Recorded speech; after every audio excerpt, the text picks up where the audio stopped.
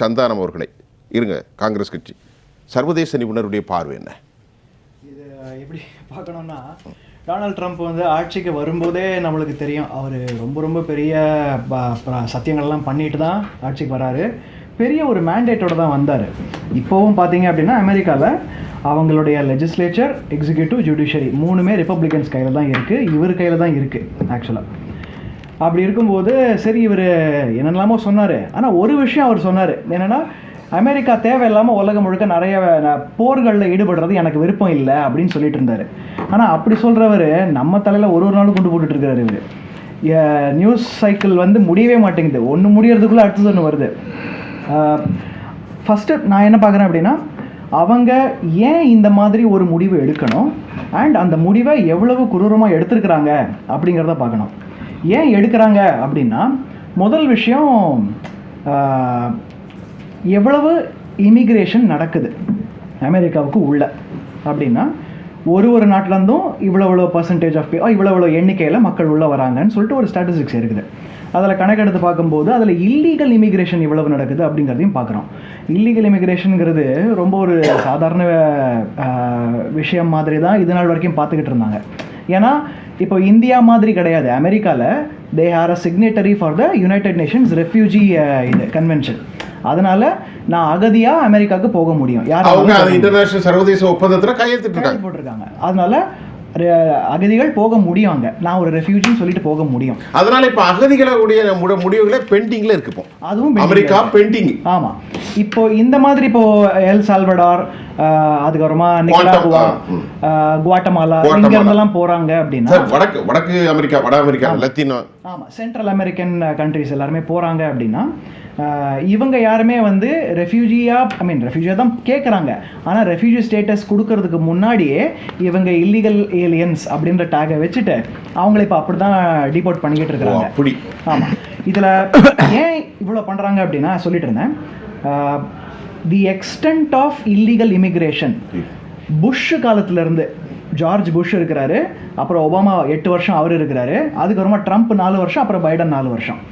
இப்படி கணக்கு போட்டு பார்த்தா கடந்த 4 வருஷம் பைடன் ஆட்சி செஞ்ச, ஜோ பைடன் ஆட்சி பண்ணின அந்த 4 வருஷத்தில் புஷ் காலத்தில் இருந்து ட்ரம்ப் காலம் 2020 வரைக்கும், 2004 2020 வரைக்கும் மொத்த இல்லீகல் இமிக்ரேஷன் எவ்வளோ நடந்திருக்கோ அதை விட அதிகமாக இந்த 4 வருஷத்தில் நடந்துருச்சு.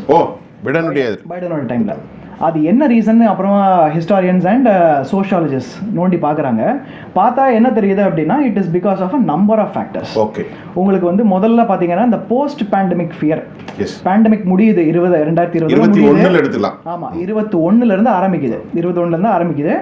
அண்ட் ட்ரம்ப் இருந்த வரைக்கும் 2020 வரைக்கும் ட்ரம்ப் இருந்த வரைக்கும் யாரையும் உள்ள விட மாட்டேன், நான் செவரு கட்டுவேன் நல்லா சொல்லிட்டு இருந்தனால பயந்தாங்க. 2017 to 20. ஆமாம், 17 20 அவர் இருந்தார். ஆமாம், இருந்தார்.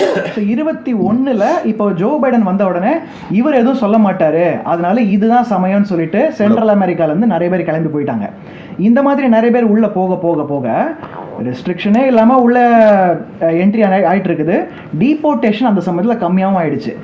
இதையே யூஸ் பண்ணி பிற்காலத்தில் ட்ரம்ப் என்ன சொன்னார்னா, இதனால தான் நாட்டில் கிரைம் அதிகமாகுது, நான் இருந்த வரைக்கும் விடலை, இவர் விட்டதுக்கு அப்புறமா தான் உள்நாட்டில் இருக்கிறவங்களுடைய வேலை வாய்ப்பெல்லாம் கெட்டு போகுது, இவங்க வந்து அந்த வேலையை எடுத்துக்கிறாங்க அப்படின்னு அவர் சொல்லியே ஆட்சிக்கு வந்துட்டார். சந்தானத்தில் ஒரு கேள்வி, ஒரு தேசத்தினுடைய தலைவர் அவர் நாடு சேர்ந்து இது மாதிரி முடிவுகள் எடுப்பதை நாம் தவறென்று பார்க்க முடியாதா அல்லது தவறுதானா? அவர் செஞ்சது அவர் நாட்டினுடைய பெர்ஸ்பெக்டிவ்ல சரின்னு தான் நம்ம சொல்லி ஆகணும். அது தப்பில்லை. அது நம்ம அப்ப இதுல எந்த இடத்துல தவறு இருக்கு? தவறு எங்க இருக்கு அப்படின்னா, அது எவ்வளவு குரூரமா அதை அவங்க அதை என்ஃபோர்ஸ் பண்றாங்க அப்படிங்கிறதுலாம். இப்போ ஐயா சொன்ன மாதிரி இந்த டியூ ப்ரொசீஜர் அப்படிங்கிறத ஒழுங்கா ஃபாலோ பண்ணியிருக்கலாம். அவங்க நிறைய இடத்துல பண்ணலை. இப்போது ஆக்சுவலாக டிடென்ஷனில் இந்த டேட்டா இன்றைக்கி தான் எடுத்துகிட்டு இருந்தேன், இங்கே வரதுக்கு முன்னாடி தான் எடுத்துகிட்டு இருந்தேன். டிடென்ஷனில் 2467 பேர் இருக்கிறாங்க அமெரிக்காவில். ஐஸ் அப்படிங்கிற ஆர்கனைசேஷன் இருக்கு, immigration and customs enforcement agency அப்படின்னு. அங்கே இத்தனை பேர் இருக்கிறாங்க. இந்தியாவில இருந்து 20,407 பேரை ட்ரம்ப் ரேடாரில் வச்சிருக்கிறாரு. என்னைக்கு வேணா இவங்களை நான் தூக்கிடுவேன் அப்படிங்கிற மாதிரி தான் வச்சிருக்காரு. அதுல ஒரு 2000 பேர் ஆல்ரெடி இருக்கிறாங்க, ஜெயிலில் இருக்கிறாங்க, டிடென்ஷன்ல இருக்கிறாங்க. இப்போ வந்துகிட்டு இருக்கிறவங்க ஃபர்ஸ்ட் பேட்ச் தான், இன்னும் கூட வருவாங்க அப்படிங்கிறது தான். இதுல என்ன விஷயம் நான் சொல்றேன்னா, அவங்க எவ்வளவு ஃபோர்ஸ்ஃபுல்லாக அதை பண்றாங்கன்னா, மிலிட்டரி ஏர்கிராஃப்ட்ல அனுப்புறதுங்கிறது ரொம்ப ரேர், ரொம்ப ரேர். கமர்ஷியல் ஏர்கிராஃப்ட்ல அரிதிலும் அரிது. ஆமா, கமர்ஷியல் ஏர்கிராஃப்ட்ஸில் இப்போது அமெரிக்காவிலேருந்து இந்தியாவுக்கு கடந்த 15 வருஷமா எத்தனை பேர் வந்திருக்கிறாங்கன்றதை இன்னைக்கு ஆக்சுவலாக எக்ஸ்டர்னல் அஃபேர்ஸ் மினிஸ்டர் சொல்லுவாங்க. மிலிட்டரி ஏர்கிராஃப்ட்ல சீட் இருக்குமா இருக்காதா? சீட் இருக்கும், நாம பார்த்தது மாதிரி இருக்கா சீட் கீழே இப்படி உட்கார்ந்துட்டு தான் இருக்காங்க நிறைய பேர். இப்போ கசாவுடைய போர்ல பம்பார்டனுக்கு முன்னாடி கூட அதை தான் பார்த்தோம், ஆப்கான்ல அதை தான் பார்த்திருக்கேன். எல்லாருக்கும் சீட் இருக்குமாங்கிறத நம்மளால சொல்ல முடியும். சரக்கு விமானங்கள் எல்லாருக்கும் இருக்குமா? சரக்கு விமானங்கள்ல மொத்தமா போடுவாங்க, லோடு வண்டி அப்படி சொல்லிக்கலாம். அதாவது மிலிட்டரியில இருக்கிற கார்கோ ஃபிளைட்ன்ற மாதிரி நம்ம அப்படி பார்க்கணும். இதுல என்ன சார், இவங்க இத்தனை பேர் இப்போ அனுப்புறாங்க, இது அனுப்புறதோட இவங்க நிறுத்தலங்கிறதா என்னுடைய இப்போ இதுவே. நம்ம எல்லாரும் இப்போ இந்த இமிகிரேஷன் இப்போ ஒரு 100 பேர் வந்திருக்காங்க, விலங்க மாட்டி வந்திருக்காங்கன்னு பாக்குறோம். ஆனா இவர் இன்னொன்னு சொல்லியிருந்தாரு, அதையும் நம்ம பேசணும்னு நினைக்கிறேன். என்னன்னா, பர்த் ரைட் சிட்டிசன்ஷிப்பை நான் கேன்சல் பண்றேன் அப்படின்னு சொல்லிட்டாரு. அமெரிக்காவில் பிறந்த குழந்தைகளுக்கே சிட்டிசன்ஷிப் கிடையாது. ஆனா இதுல என்னன்னா, அமெரிக்கா செனட்டும் காங்கிரஸும் இதை மறுக்கிறது. அமெரிக்காவுடைய அடிப்படை கான்ஸ்டிடியூஷனுக்கு எதிரானது. ஆமா, கான்ஸ்டிடியூஷனுக்கு எதிரானது. சரியானதானா? ஆனா அவங்களால சுப்ரீம் கோர்ட்டுக்கு போய் இதை பைபாஸ் பண்ண முடியும். ஓவர்டேக் பண்ணி அவங்களால பைபாஸ் பண்ண முடியும். ட்ரம்பால பைபாஸ் பண்ண முடியும். எப்படின்னா, அவங்களுடைய 14th அமெண்ட்மென்ட்னு சொல்லிட்டு சொல்லுவாங்க. அதன்படி தான் பர்த் ரைட் சிட்டிசன்ஷிப்னு இருக்கு. அந்த அமெண்ட்மென்ட்ல இருக்கிறது என்னங்க அப்படியே வாசிக்கிறேன் இங்கிலீஷ்ல. All persons born or naturalized in the United States, and subject to the jurisdiction thereof are citizens of United States. Right. இப்போ இதுக்கு என்ன அர்த்தம்னா, இந்த ஊர்ல இந்த மண்ணுல பிறந்தாலோ இல்ல நேச்சுரலைஸ் ஆனாலோ அண்ட் இந்த ஜூரிஸ்டிக்ஷன்ல இருந்தாலோ உங்களுக்கு சிட்டிசன்ஷிப் வழங்கப்படும் அப்படிங்கறதா. நீங்களா சிட்டிசன்ஷிப்பா தான் கருதப்படுவீங்க அப்படின்னு அர்த்தம். இது 14th அமெண்ட்மென்ட். இத எப்படி அமெண்ட்மென்ட் கொண்டு வருவாங்க? இதுல என்ன அவங்க பாக்குறாங்கன்னா, அமெண்ட்மென்ட் கொண்டு வர வேண்டிய அவசியம் இல்ல. இதே சட்டத்தை வேற மாதிரி படிச்சா முடிஞ்சது. அவங்க இதே சட்டத்துல all persons born or naturalized in the United States, okay, and subject to the jurisdiction thereof அப்படின்னு ஒரு ஸ்டேட்மெண்ட் இருக்கு. அதுக்கு என்ன அர்த்தம்னா, எங்க ஜூரிஸ்டிக்ஷன்ல வர்றவங்களா இருந்து நீங்க இங்க பிறந்திருந்தா உங்களுக்கு குடியுரிமைன்னு சொல்றாங்க.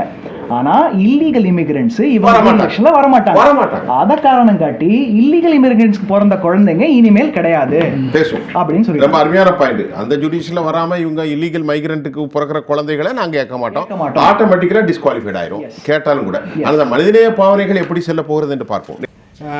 இது எப்படி பார்க்குறேன் அப்படின்னா, the decline of global order sir அதான் சொல்லியிருந்தாரு. நிறைய பாயிண்ட்ஸை கனெக்ட் பண்ண முடியும். இப்போ அமெரிக்கா ஆப்கானிஸ்தான்லேருந்து வெளியேறின விதமே ரொம்ப மோசமாக தான் இருந்தது. அன்ஆர்கனைஸ்டா, டிஸ்ஆர்கனைஸ்டா. இப்போ அந்த ஆயுதங்களை தாங்க 7 பில்லியனுக்குன்னு கேட்டுக்கிட்டு இருக்காரு. ஆமாம், அதுவும் இருக்கு. அது நடக்காது. ஆமாம், அது நடக்காது. நடக்கிற வாய்ப்பே நடக்காது. அவங்க என்ன சொல்ல வரேன்னா, வெளியில் வந்த விதத்தில் ஒரு டியூ ப்ராசஸ் கிடையாது. அவங்க இப்போ இந்தியர்களையோ இல்லை மற்ற நாட்டுக்காரங்களையோ வெளியேற்ற விதத்துலையும் டியூ ப்ராசஸ் இல்லை. அவங்க ஊரில் இப்போ babies born in the US will not have citizenship if their parents are illegal immigrants அப்படிங்கிற சொல்றதும் டியூ ப்ராசஸ் கிடையாது. சந்தானம் ஒரே ஒரு சின்ன குறிப்பு நான் முதல்ல சொல்ல நினச்சேன். லீகல் இமிகிரன்ஸுக்கு பொருந்தாதுன்னு சொல்கிறது ஒன்று, அவங்க ஜூரிஸ்டிக்ஷனுக்கு வெளியில் போயிடுறாங்கன்னு. ஆனால் இப்போ ட்ரம்ப் சொல்கிற பிளான் இல்லீகல் இமிகிரண்ட்ஸ்க்காக இல்லை, மொத்தமாக எல்லாருக்கும் தான். அதுக்கு ஒரு எல்லாருக்கும்னு சொல்லிட்டு சுப்ரீம் கோர்ட்ல போயிட்டு அது இல்லீகல் இமிகிரண்ட்ஸ் மட்டுமாச்சும் கொடுங்கன்னு கேட்டு வாங்கணும்னு பிளான் அவங்களுக்கு இருக்கும். அதுதான் அவங்களுக்கு பிளான். நீங்க வாசிக்கல அது ஒண்ணு. இப்போ நீங்க இஸ்ரேல் காசா எடுத்து பாத்தீங்கன்னா அங்கேயுமே அத்துமீறல்கள் கண்ணாப்பினான்னு இருந்தது. உங்களுக்கு நீங்க ரஷ்யா யுக்ரைன் போனீங்கன்னா அங்கேயும் அத்துமீறல் கண்ணாப்பினான்னு இருக்குது. இப்போ சைனா நாளைக்கு டாய்வான்குள்ள போறதுக்கும் வாய்ப்பு இருக்கு. சைனா திருப்பி லடாக்குள்ளேயோ இல்லை அருணாச்சலுக்குள்ளேயோ ஏதாவது பிரச்சனை பண்ணுவோம்னு நினைக்கிறதுக்கும் கற்பனை பண்றதுக்கும் வாய்ப்பு இருக்கு. ஓவராலா குளோபல் ஆர்டர் அப்படிங்கிறது டிக்ளைன்ல தான் இருக்கு. இப்போ ஈரானுக்கு இவர்களுக்கு ஒரு எஸ்கலேட்டிங் சிச்சுவேஷன் டு பி அப்பீல். ஆமா, how do you feel that? அது what will happen? என்ன நிச்சயமா நடக்கும்? ஒரு த்ரெட்டனோட நடக்குமா, வார்த்தையோட முடிஞ்சிருமா? ஏன்னா அந்த அளவுக்கு கடுமையான சூடு இருக்கு. ட்ரம்ப் நிறைய விஷயம் நிறைய வாய்னால சொல்லிட்டு விட்டுடுவாரோ அப்படின்ற மாதிரி கூட நம்மளுக்கு யோசிக்க தோணுது. ஆனா இப்ப பண்ற விஷயத்தெல்லாம் பார்த்தா அவர் வாயில நிறுத்துற மாதிரி தெரியல. 18,000 பேரை லிஸ்ட் போட்டு அனுப்புனதை பார்த்தா. ஆமா, லிஸ்ட் போட்டு அனுப்பிச்சது மட்டும் இல்லாம இப்ப அப்படியே கையோட ஒரு மாசம் கூட அவ்வளவு அதுக்குள்ள அனுப்பிச்சு விட்டாரு இந்தியாவுக்கும். பை தி வே, இந்தியாவுக்கு வந்த மிலிட்டரி ஏர்கிராஃப்ட் தான் இதுதான் longest journey taken by a military aircraft, American military aircraft deport people. Sir 15 நாள்ல ஆக்ஷன் நடந்திருக்கு. டிடிஎஸ் ஆமா 20ஆம் தேதி பதவி ஏற்றாரு, 5ஆம் தேதி இந்தியாவுக்கு அனுப்பிட்டாரு. முதல் நாள்ல இருந்தே அவர் பதவி ஏற்று 1 மணி நேரத்திலேயே அவர் எக்ஸிக்யூட்டிவ் ஆர்டர் கையெழுத்து போட ஆரம்பிச்சிட்டாரு.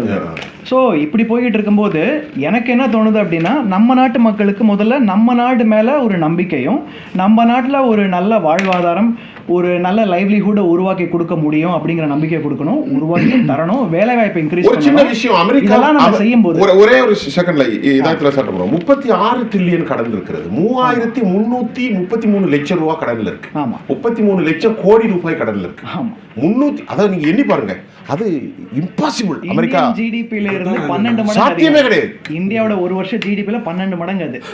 சார் எப்படி அவங்க ஈடுகட்ட போறாங்க? அவங்களுக்கு ஈடுகட்ட முடியாது. அந்த பயத்துல தான் இந்த மாதிரி எங்கெங்கெல்லாம் செலவை குறைக்க முடியுமோ குறைச்சிக்கிட்டு இருக்காங்க அவங்க. அவங்களுடைய நடவடிக்கைகளுக்கு மேஜர் ரீசன் இதுதான் இருக்க முடியும் அவங்களுக்கு. ஓவராலா நம்ம நாட்டுல நம்ம வேலை வாய்ப்பையோ எல்லா வாழ்க்கை தரத்தையும் நம்ம உயர்த்தி காட்டி நீ இங்கே இருந்துக்கலாம். மோடி அவர்கள் சொல்லி இருக்கிறார்கள், innovation, inclusiveness and also investment. Yes. So இங்க நாட்டுல எல்லாம் பண்ண முடியும், உருவாக்கி கொடுக்கணும்.